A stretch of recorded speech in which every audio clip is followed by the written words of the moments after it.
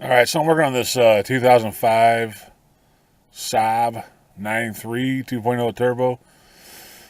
Obviously, I'm not a big Saab guy. I really don't see too many of these in my career. I probably worked on maybe two or three in the whole time I'm working on cars in 30 years.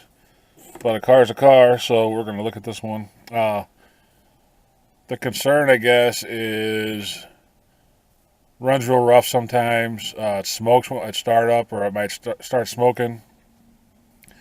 And the other day, I guess it wouldn't start, and they towed it. And I don't know. By the time I got there, it started up and ran. It ran a little rough for a few minutes, like it was just filled with fuel in the cylinders.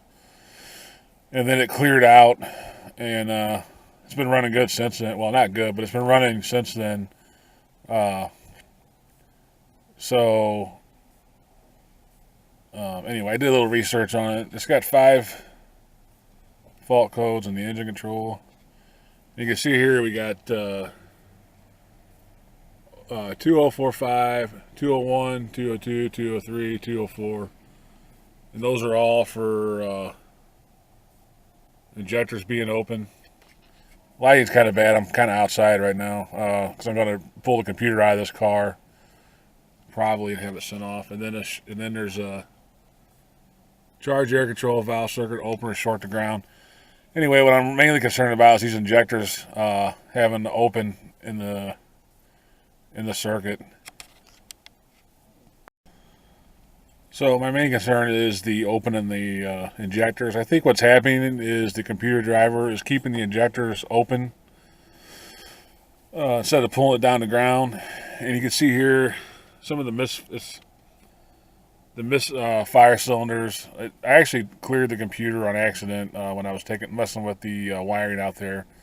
So anyway, the misfire cylinders 1 through 4 does have some misfires. You really can't. It's really slight. You can't really feel the misfires too well on it. So what my thought is at this point, from the research I've done and people I talked to, the the computer ECM is not grounding the injectors like it's supposed to. And so we're gonna, we're not just gonna assume it's the ECM. It's a pretty common thing on these, from what I understand. And I talked to the guy that's going to repair the ECM. Instead of going and getting a junkyard one or a new one or whatever, we're going to just repair this ECM. He said a lot of times the injectors will start getting a little bit of high resistance on them, and that's what burns up the ECU. So what my next step is going to be is to pull the engine cover outside, and we'll ohm out those injectors and find out what they're reading. I'm not sure what a good reading is on these. I'll have to look that up. But that's my next step, is to pull that engine harness or engine cover off and get down to the injectors and see if we can ohm those out, and see if one or two or all or none are pulling, having too much resistance in them and putting too much stress on the computer. So that'll be my next step, and we'll go out there and take a look at that. All right, so I'm outside again because I'm going to probably end up sending this ECU out. I don't want this car taking up garage space. So we're going to pull this cover off here. This is the kind of thing that irritates me. You got Allen heads on this and then Torx on the where the spark plugs are at. I don't know why they could have just used the same on both. But we'll go ahead and remove this cover here, and that should get us access down to, well, not all the way, but it'll give us close to the fuel injectors. All right, so that's kind of a major pain in the butt. Got the ECM off, which is right here.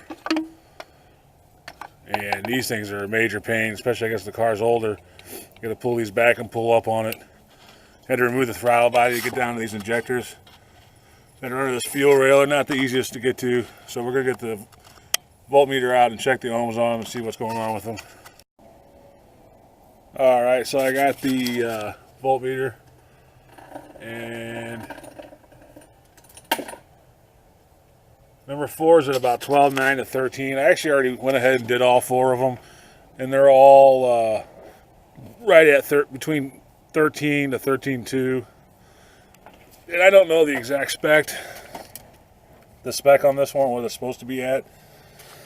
But normally these injectors usually run about 12 to 17, somewhere in that area. So I'm guessing, without looking it up yet, that the injectors are good on this. So I don't think that's what caused the driver to start cutting out on this computer. So